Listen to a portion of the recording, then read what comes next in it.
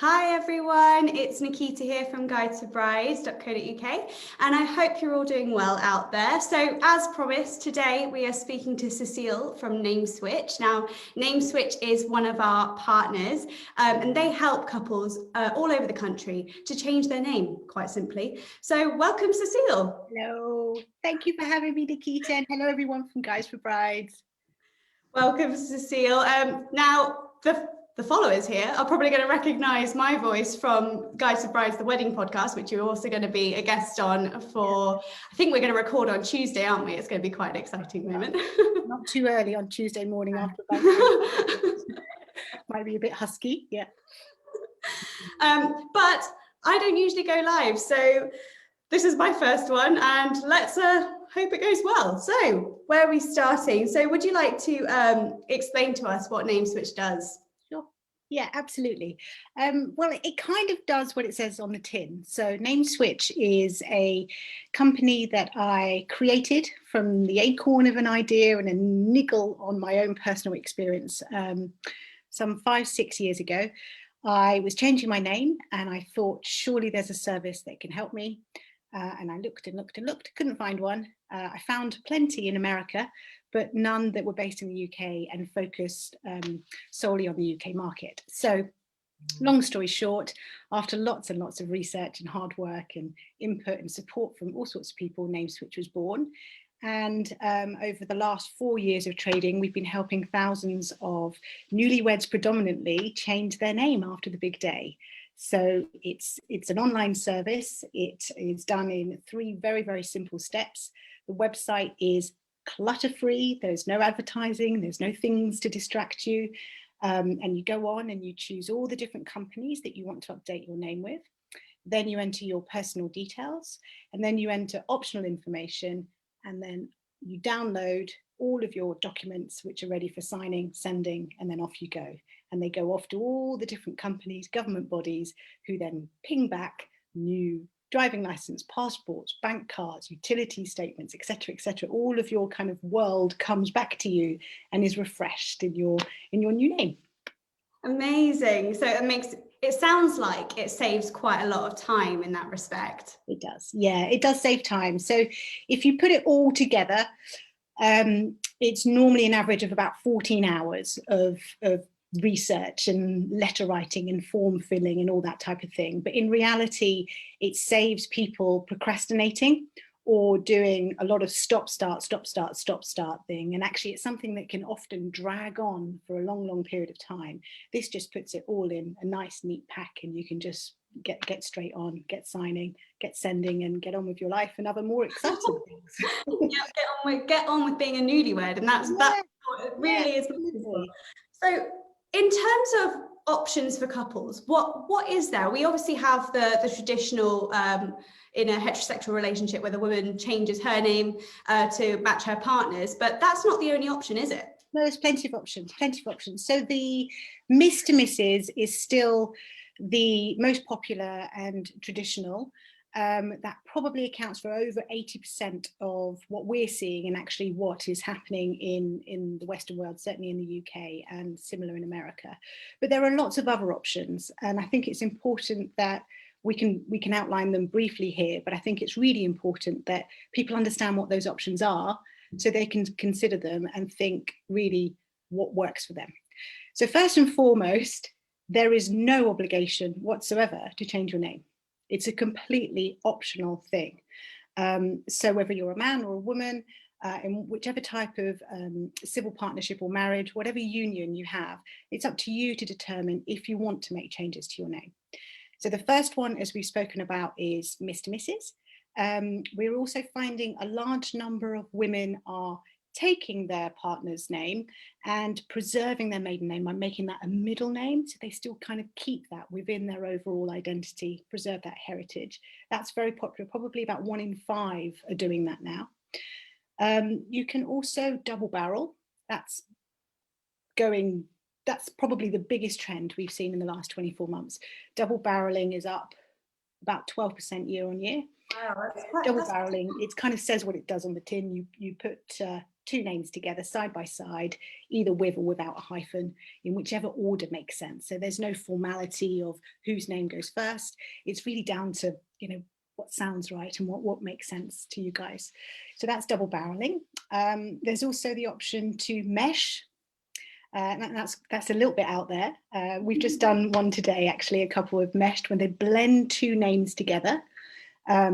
Or take inspiration from somewhere else. So it could be a grandparent, it could be somebody within their line, someone who's influenced them, whatever their reason, they're choosing to create a new name with a combination of different things.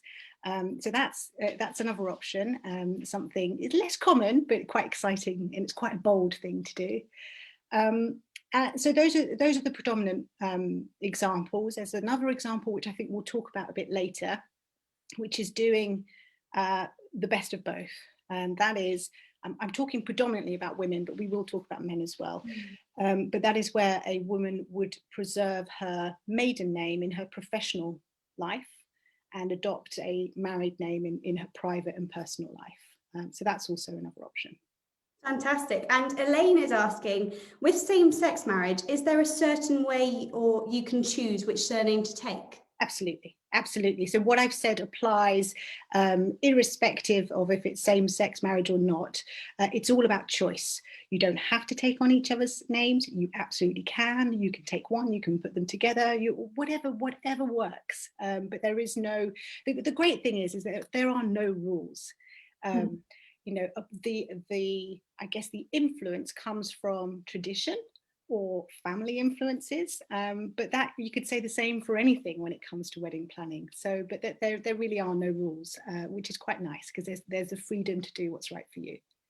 Amazing. And I guess what people don't think about really is where their name is registered. I mean, I can think of probably a few banks, car insurance, the car, all of that sort of stuff that I would need to change my name on. But, you know, I'm sure there are plenty more out there. On average, is there a general rule of thumb that if you put down everything on the list, like how many of these places people would generally? Yeah, so I would normally say on average it's about 16. When we have been asked that question recently, it kind of also depends on how old you are. So if you're in your 20s, maybe 16 to 20 is a reasonable number.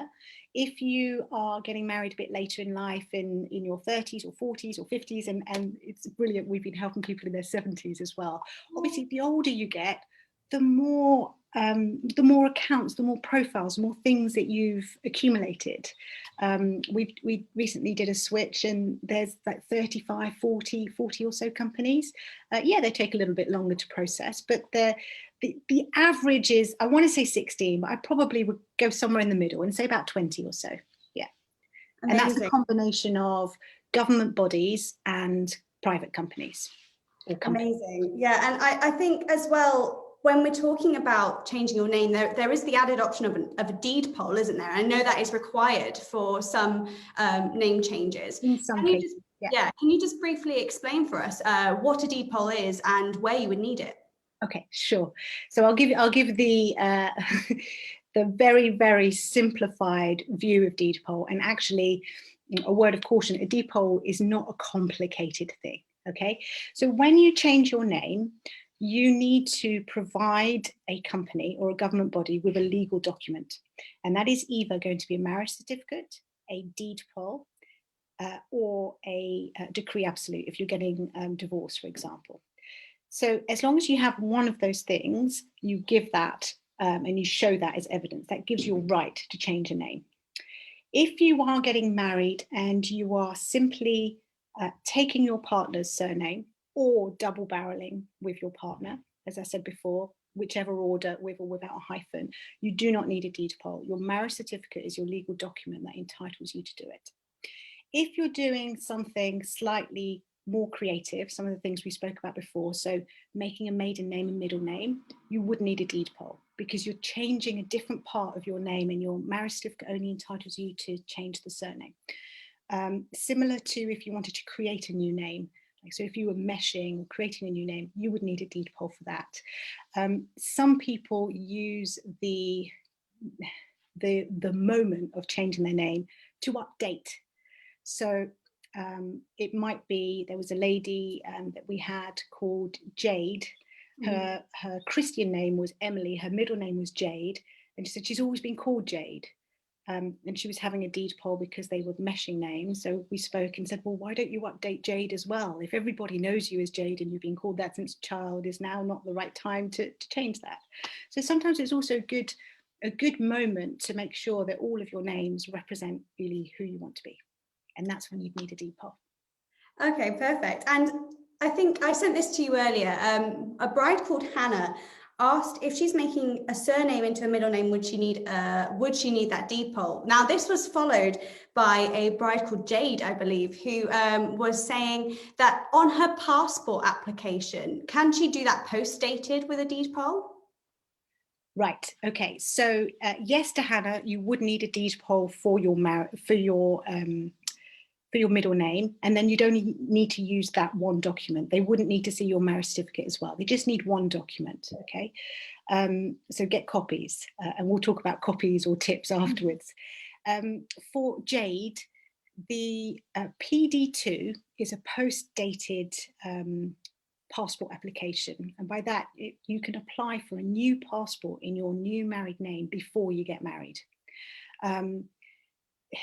A lot of people do it to go on honeymoon. You need plenty of time for it. I know the world is really changed right now, but in Jade's specific case, she would not need a PD2 to change her passport before marriage. She would need a deed poll to change her passport before marriage, and wouldn't need to have the wedding celebrant sign the PD2. Amazing. Now, my colleague, Amelia, who actually it's her anniversary today, so happy anniversary, Amelia. Oh, happy anniversary, Amelia. She's been telling me when we were discussing doing this live that it's taken her 3 years to even change her name properly. And I think she was saying she's still got some bank cards in her maiden name. Yeah. So how long does that, I mean, obviously this is quite an extreme situation, but I'm sure it's quite a common thing. Is there a time limit, or what is Amelia's case here? But it's quite common, bless her.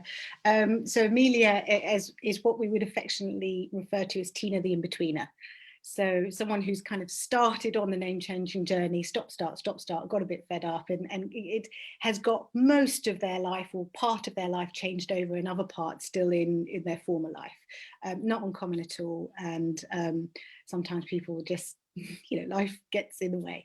So Amelia can just use NameSwitch if she wishes, but to just kind of blast through it and go through it all. It shouldn't take 3 years to change your name, but in many cases it does, just because, as I say, life gets in the way. How long should it normally take? Well, if you're focused on it and you have multiple copies, by that I mean whatever you're changing your name with, marriage certificate or deed poll, if you have 2 to 4 copies, original copies at your disposal, you can send off multiple requests at the same time. That's the easiest, quickest way to do it. Otherwise, can you imagine if 60% of companies need your original, then you're sending it off to the passport office, waiting for it to come back, and then you're doing it to the DVLA, waiting for it to come back. That's when it can really drag on. So if you've got 3 or 4 copies, you can just start blasting through them, and you can get it done in 1 to 2 batches. How long does it take? If you're doing it based on what I've just said, 2 to 4 deed polls or marriage certificates, it should take 4 to 6 weeks for everything to be done, turned around, come back. But lots of people will do it instantly. Amazing. And in terms of NameSwitch as a service, what kind of things can you do to help speed up that process? Okay, well, we can't change your name for you. I think that's the first important thing. There's only so far we can go. If you imagine us as like your concierge service, we will equip you with all of your letters, forms, and personalized instructions for every single company that you need to notify. So you've got everything at your fingertips. If a form exists, it's pre-populated and it's there. If it's a letter, then that's all written. And all you really need to do is work through the instructions, sign things off, send them off. And in some cases, insurance companies, for example, will accept requests over the phone or over email. So there are quite a few that you can actually blast through, send a scanned photograph of your legal document, and off it goes. So we equip you with everything that you need to then do the final step of sending off your requests. Awesome. And in terms of this, I know you were saying there are a few things that you can't necessarily help with, including things like store cards. Can you just explain the areas that you might want to, as a couple, look at yourself? Sure. Okay. So on our website, we've got a whole bunch of guides, and I'm conscious, we're covering quite a lot of information here. So we have got guides on things like loyalty cards and store cards. We've got guides on passport, driving license, Facebook, all sorts of different things to help you. We've also got free checklists. So there's an awful lot of resources for anyone who wants to do it themselves, and to go through that. It's there as a, obviously the free part, if you like, of our service. We've imparted that. We don't do store cards and loyalty cards for two main reasons. One, because there are literally thousands of them. And two, because it's often quite a complicated online world. And by that, I mean where it's an online first kind of environment. A username is often created, and actually changing that username, so many companies, so many big companies even, go a bit nutty. So there are some limitations to what you can do when you're changing, for example, Apple IDs or certain things with PayPal, etc. A few of them, they're not actually as straightforward as they should be. So we have guides, we've got tips, and also we explain the limitations of what you can and can't do in the online and store world. Awesome. Now, Hannah has actually commented, I think in reference to the deed poll conversation we were having, if I applied for deed poll now, would that mess up my June marriage? Should I wait? So, if your marriage is in June and you don't have any travel, you're not planning to travel with your passport, your new passport, I would wait. I really, really would wait. You can have your deed poll if that's what you're using. So you can have your deed poll and you can absolutely apply for it before. The context in which I said it before was because somebody wanted to travel with it, but I'm assuming they're probably not traveling in June. I might be wrong. If you are traveling in June, just change your passport. Don't change other things, so that you can still legally still go through the legal process of marrying with your maiden name on your marriage certificate and your partner's name. Perfect. She says, thank you, I shall wait. Sorry, I thought that was a bit long-winded. If you're traveling, do it. If you're not, wait. Yes. Amazing. And in terms of things like titles, so I'm thinking about people who might have a doctorate in their maiden name, who may want to keep the title of doctor but still change to their partner's surname. How would that work? Okay, so if you have, obviously you can go from Miss to Mrs. or stay Mr. to Mr. You do not have to denote your sexual orientation. We also cover MX, for example. What is reasonably common is a Ms. and MS, which is typically used if you are of a perhaps certain age, but also it's been used by people who don't necessarily want to be identified by their marital status. So that's also an option. So you could go for a Ms. Or stay as a Ms. MS. So I can't. It sounds a bit weird when you say it. Actually, it's easier to see it written down. Now, if you are a doctor, that's an interesting one. So if you are a medical professional as opposed to having a PhD and you still want to practice as a doctor in your new name, then, well, handily, we have a category that's dedicated to medical professionals. So you would need to update all of your medical certificates, if you like, not what you graduated with, but the things that allow you to practice. So things like the British Medical Association, the BMA, or the GMC, various different insurance policies, various different things. There's a whole load of different bodies out there for doctors, for nurses, for midwives, for physiotherapists, for vets, all sorts of things. So if you are practicing and you want to make sure that your doctorate title stays in your new name, you need to update with those guys too. Okay, perfect. So I mean, there's ways to do it, so it's not the end of the world if you want to do that. So that's perfect. And I would say, sorry, when it comes to doctors, you probably split it three ways. Some stick, so they might change in their private life and just stick with the name that they've been known. Some double barrel, quite a lot double barrel. And some will do the full hog and change their name in their medical professional world as well as everywhere else. Awesome. And I guess there's endless opportunities in what you can do. You can just do exactly what you would like. Yeah. What makes sense to you? What makes sense? And I think it's really, really important. So you don't really need to action or start getting things ready with your name change until just before or just after you get married, or when you're ready. But you should think about it quite early on. It's worth having that conversation. If it's straightforward and you're comfortable with your decision, great. But if you're not sure and you want to explore your options, then give it the time to do it. There's blogs, there's things that can help you.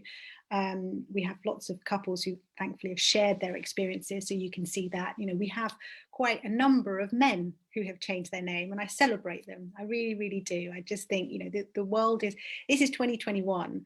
And everything's possible. So make sure you work out what's right for you and give it that time and consideration, because it's something you're going to hold for the rest of your life. So you better feel comfortable about it. Completely. And in terms of, I think we mentioned right at the beginning that we were going to talk about this, because I think that this is going to be quite common for a lot of people. I certainly feel like this would be the decision that I would make. But if I were wanting to change my name in my personal life and keep my name in my professional life, how would that work? Okay, so first of all, it is it is something that requires compromise. Okay, so if you're making that distinction, if the idea of it makes you feel completely fuzzy because you're almost going to have two identities and that doesn't feel right to you, then you may need to decide whether you're going to stick on one or switch to the other. If you're comfortable saying, now I can compartmentalize my private life, my everyday life, I can compartmentalize what I'm referred to when we're going out for a meal or getting on a plane or going on holiday, all of those types of things, but I still want to be distinctively maintaining my brand in my professional world. If you're comfortable with that, then you also need to be comfortable that there are compromises that need to be made. That compromise is that you need to make a very distinctive compartmentalization of your professional world. By that I mean your employment, anything associated with your employment. So your pension, the HMRC, the tax man, if you own a business, something like Companies House, any of the records, any of your accountants, anything that works. And if you're a doctor, for example, then, or in the medical professional, anything that is associated with your professional world, any business insurance, all those types of things, make a sphere around it and leave it, and then make everything else change. Now, that sounds relatively simple. Then the next question is, well, what happens to my ID? So you need to have at least one form of ID in your new name. That's either your driving license or your passport. I can't tell you which is the best to have, because that's for you to make your decision. You don't have to have one in each name, but you need to have at least one in your new life. If you decide, for example, that you would like to change both of your documents, most people do, you can still make an observation in your passport. So you could say, I'm known as Mrs. New, but I am known, the observation says, professionally known as Miss Maiden. And that can also act, if you like, as a form of identification, but you wouldn't be able to travel with it. You'd still need to pass a border, for example, with your official name. So quite a few people do make an observation in their passport, which just shows that official linkage, and also shows to British Passport Office that you do legitimately operate under a professional name in your professional world.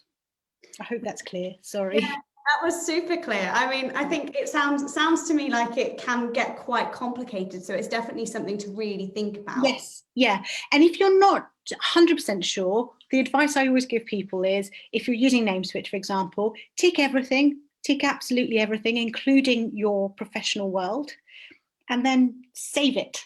Don't change it, but save it.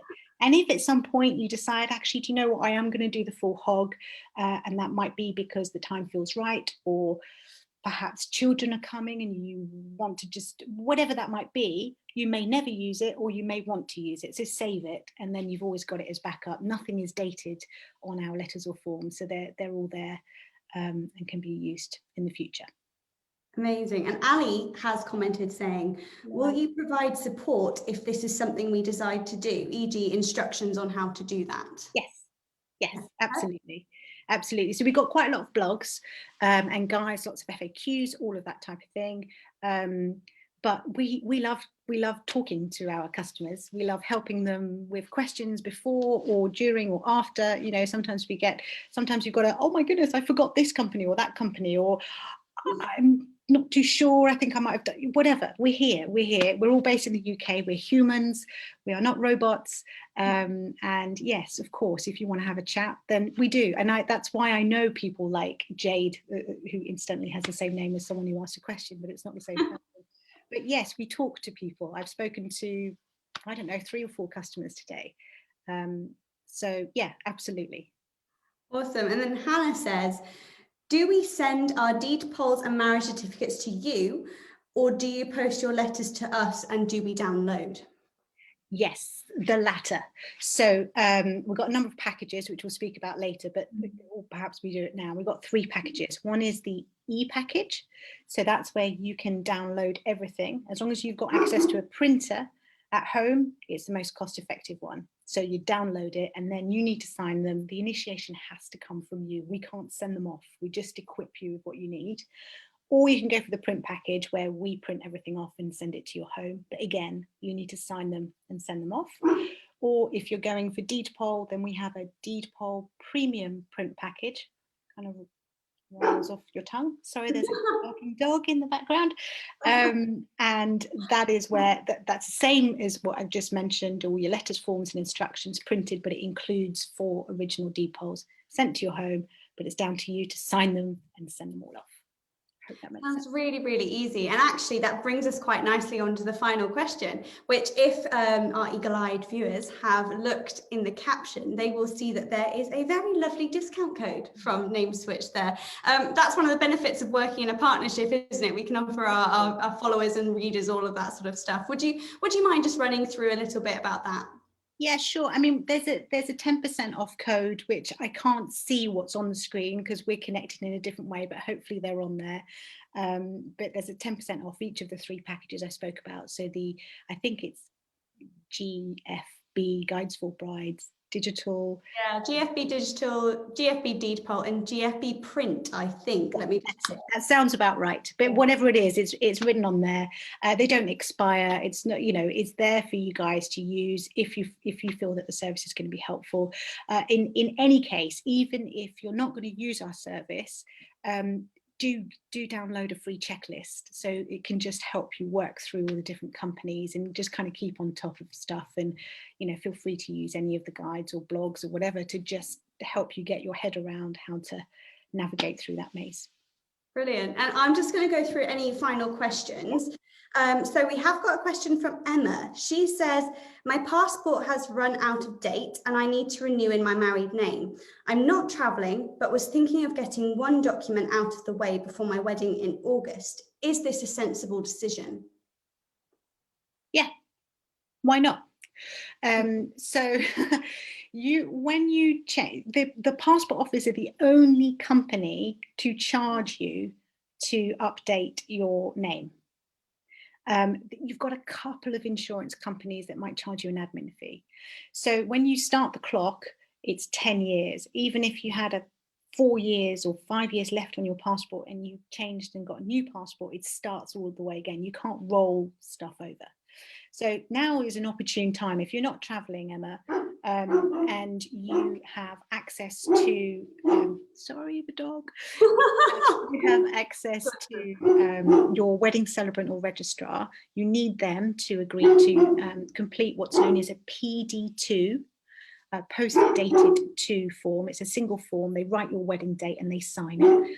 And then you can apply for a new passport. So you might as well get that out of the way. And there is a specific guide on our website that says, I think it's called How to Honeymoon in Your Married Name. So have a little read of that. If you've got any questions, then come back, we'll give you a hand. Fabulous. Thank you so much, Cecile. I can't see any more questions on here, but I'm sure we'll have a look through after this live, just in case. But thanks so much for joining us today. It's been really helpful. Oh, thank you for having me. I'm sure all of our followers are going to dive into that discount code. Because honestly, it's there for you when you need it. And I'm sorry that Lenny had to, Lenny the dog had to, you know, he always chips in. Whatever I do live, there's always a bit of Lenny in the background. Sorry. Oh, poor Lenny. Let him have his voice. It's fine. Thanks so much, Cecile, and thanks for joining us tonight, everyone. Bye. Thank you, everyone. Take good care. Bye bye.